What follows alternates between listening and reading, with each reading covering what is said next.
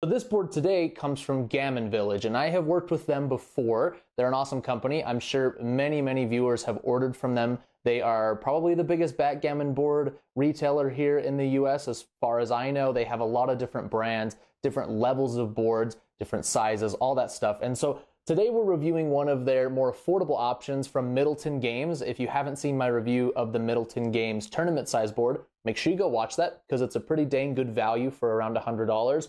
But this is their Middleton Games 18-inch, the Map series board. Middleton Games, if you missed the first review, is GammonVillage's budget line. It's all in-house. They make everything themselves. They're in charge of the manufacturing and the parts and the pieces.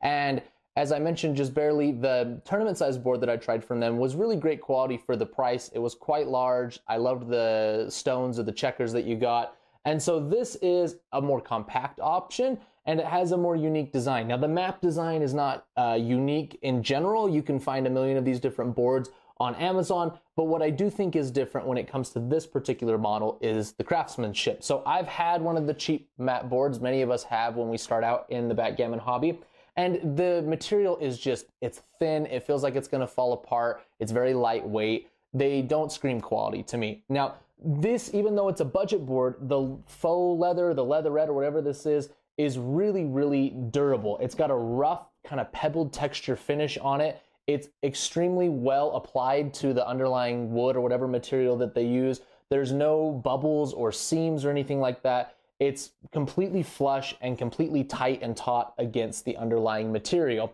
Now, I think they have a couple different Map boards. I liked the white finish, and you know, it's a nice conversation piece. It looks cool. It adds a little bit of visual intrigue as opposed to just a plain color. So if that's your thing, by all means, go for it.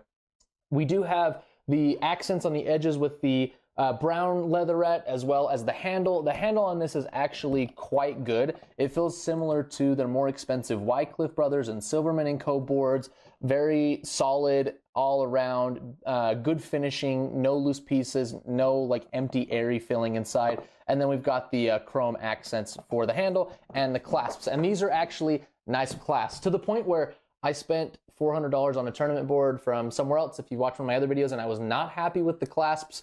This board that's a budget model has much better clasps than that board, okay? So I really like these. They're solid, they lock pretty tight, but they're easy to open, and they keep the board together if you are moving around.